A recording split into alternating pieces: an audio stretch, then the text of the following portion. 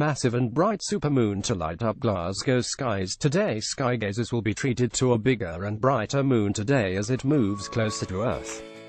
December's full moon, traditionally known as the cold moon, will appear 14% bigger and 30% brighter than usual this afternoon. Tom Coos, an astronomer at Royal Observatory Greenwich, said the exact moment of full moon when the moon sits opposite the sun in the sky will be 3:47 p.m. on Sunday, with moonrise about 45 minutes later. He added, this year's cold moon is closer to us than the average full moon this year, close enough to qualify as a supermoon, according to the widely accepted definition. The moon will reach its highest point above the horizon at midnight local time.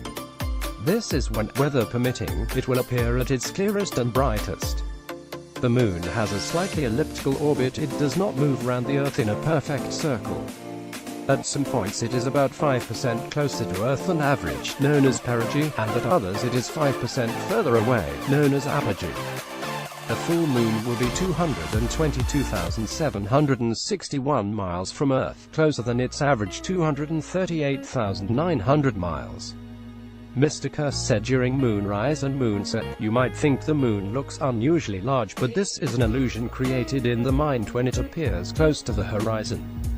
In fact, the change in the moon's apparent size throughout its orbit is imperceptible to the unaided eye. Nevertheless, the moon illusion can be a dramatic effect, and with the moon rising so early, there will be ample opportunities to see its apparently huge face juxtaposed with the eastern skyline." For those wanting to see the Earth's natural satellite in greater detail, Mr. Coos advises using binoculars or a telescope and observing the dark Maria, large, dark basaltic plains on the surface of the moon. He said it's perfectly safe to look directly at the full moon, even with a telescope or binoculars. You can see many of the moon's larger features, although at full moon its surface looks rather flat, since we don't see any shadows cast across it until its night side begins to creep into view. However, it is possible to see the dark Maria seas in stark contrast to the brilliant highlights of the full moon if you allow your eyes to adjust and pick out these ancient volcanic floodplains, once filled with lava.